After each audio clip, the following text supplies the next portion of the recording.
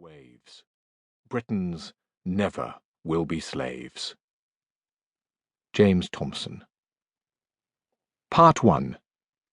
The Sentiment of Empire, 1837 to 1850. Chapter 1. A Charming Invention.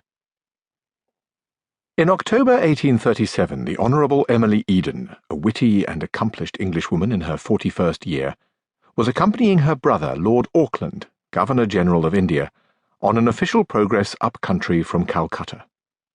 Lord Auckland was homesick, but his sister was irrepressibly entertained by everything she saw, and she recorded all her impressions in vivacious letters home.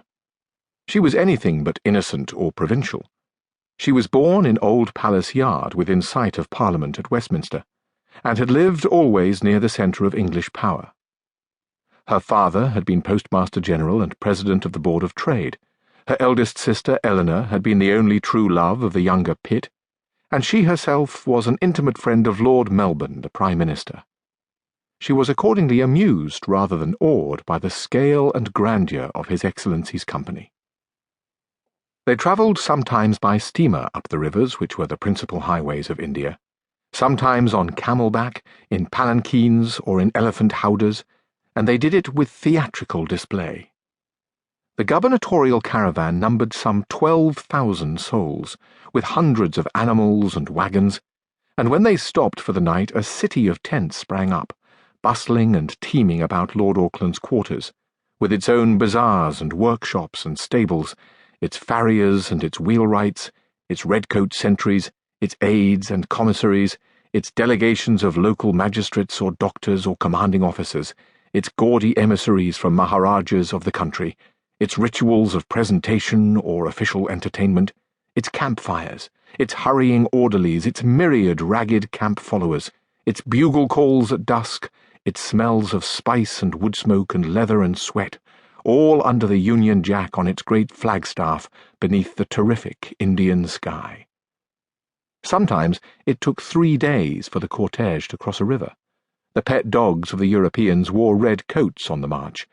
When the King of Oude kindly sent his own cook along to accompany the progress, and Lord Auckland was served a succession of highly spiced pilafs and curries, St. Cloud, the Governor-General's own chef, who had once been cook to the Prince of Orange, was predictably affronted. This was the manner of the British in India, where the East India Company had been active for nearly 200 years, first as a trading organisation, then as an instrument of supremacy. It was a half-Oriental manner, inherited from the Moguls, intended to overawe the indigenes and perhaps give the company's officials a proper sense of their own authority. Miss Eden, who had been in India for 2 years and was accustomed to different styles of consequence, found it faintly comic. Her letters show no awareness of majesty. The Governor-General is, after all, only her diffident brother George, pining for a decent inn. His grand officials, advisers, and aides are only upper-middle-class Englishmen accompanied by gossipy wives, squirmy children, and ludicrously cosseted pets. Miss Eden is not moved by the power or the responsibility or even the historical continuity represented by their progress. She does not see that vast brown Indian landscape, those half-naked multitudes around them, as a charge upon the English conscience or a field for high adventure.